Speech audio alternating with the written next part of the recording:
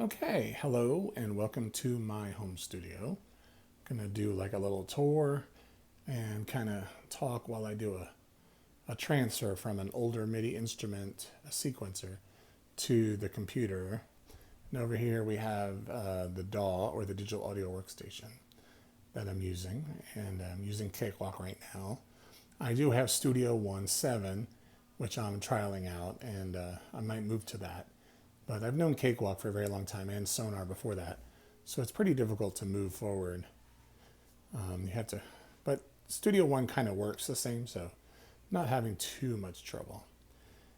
Okay, so this is my equipment, and over here, so I kind of sit in this chair when I'm playing the synths. And over here we have the sequencer. This is an MMT8 from Alesis. I think it came out in 1987. I think I bought it in 1989 when I was creating my video studio right in college. After doing some courses, I did some courses in audio engineering, and also they had a MIDI studio forming there with a DX7 and ESQ1, so some classic gear there.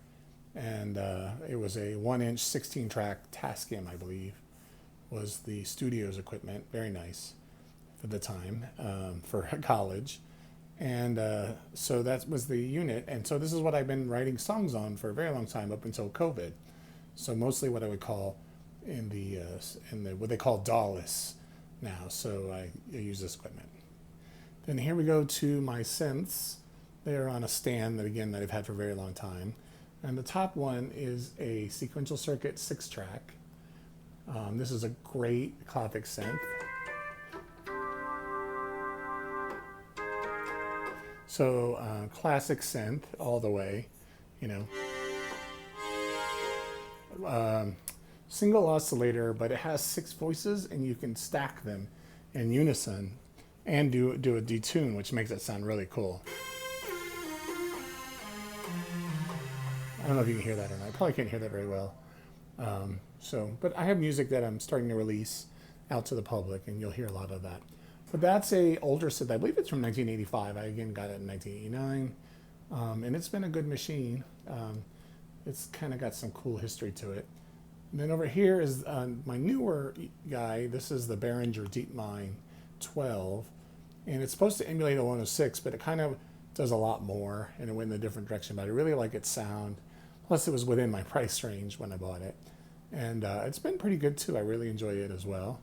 But it's more modern. Well, it's not modern. It's all analog. So they tried to recreate an old, but it's a newer build.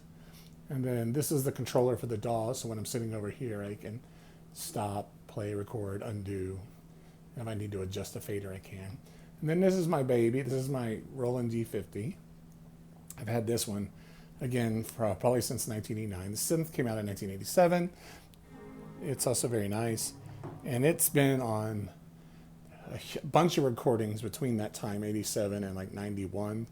And then it kind of stopped because, you know, unless you're really into deep programming synths, they kind of run out of favor because everybody just uses the standard sounds, and at some point they get tired of that and they move on. But it's still great today to lay on tracks and everything.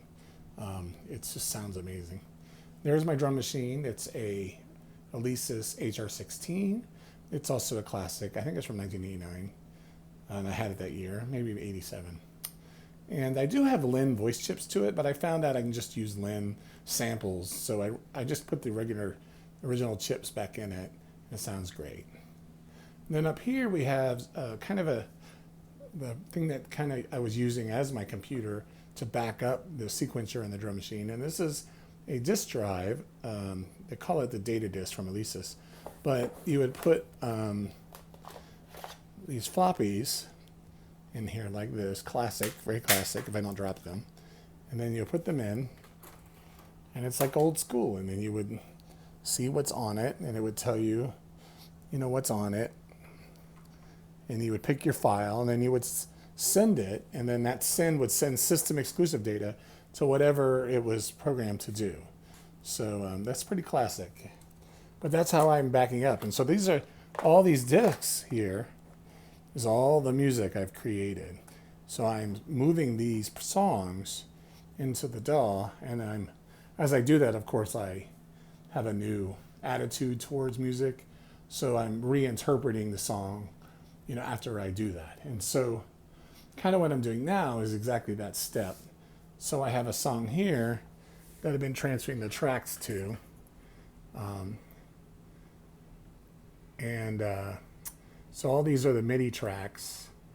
I've muted them all because I'm going to record a new track, which I'll start that now. Now you won't hear anything, but I'm just going to show you the process. So what I do is I've got the sequencer over here loaded up with the song that I want to transfer. And so what I found was additional parts to this one song. So sometimes when I made a song, I made variations to it. So what I'm trying to do is get all the variations back into the computer, and then I will decide in the arrangement process exactly how it goes.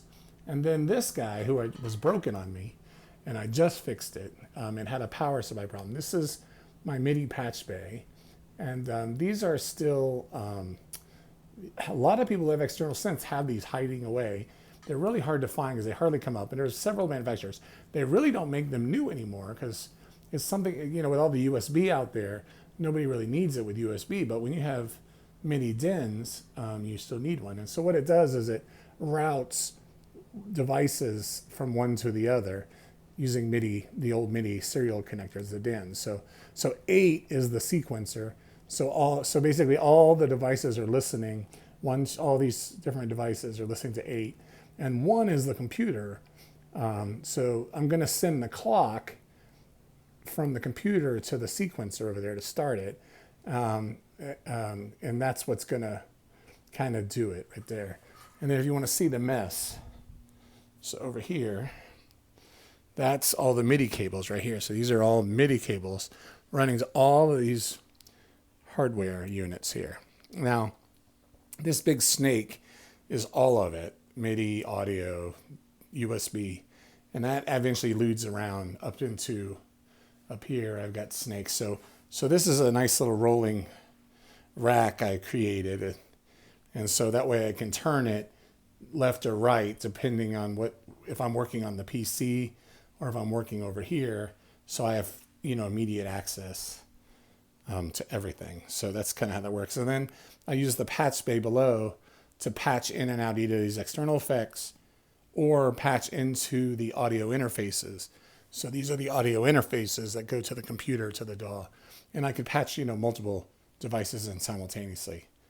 And that's useful if you're trying to share in the digital world, like on YouTube or, Discord or something of that nature. So, okay, so that's the studio. So I'm going to come back over here. And I have another controller over here. And I really like doing that because I hate mousing the start and stop, and I love punching in with my pedals. So basically what I'm going to do is hit record on this. Actually, I need to go and enable it over here. And then so basically the DAW, as I move, don't get dizzy. So it's playing over here now, the little play light's lit. And it is transferring in real time. It's sort of like playing into the computer. And so the computer is going to record all of that MIDI data to it. And then I'm going to later pull apart the different sections in it. And that's exactly how I will make the song. Okay, so, and then it's kind of recording, looking for that extra parts that I was looking for. And when the notes start playing, it'll show up on the screen here. At least I think it will. Yeah, so there they are. So these are coming from the sequencer, and it's playing back kind of the song. And I'm recording it. And then, like I said, later I will separate these based upon channel, and etc. And so I'm looking for some particular sections that were added. There was an arpeggio and some different stabs, I think, that were added. And so the problem is, in my mind I can remember them, but it's hard to go back and look through all your files and find out where it was, because you're dealing with a lot of time that I did that. So this part I already have. I think it's right after this that I need. But basically here you can kind of see how the process works. And then, like I said, I'll take this and merge it into the rest of the song and continue to edit on it. But pretty cool, I think. Okay, well that was a tour of my studio, and I hope you have a great day.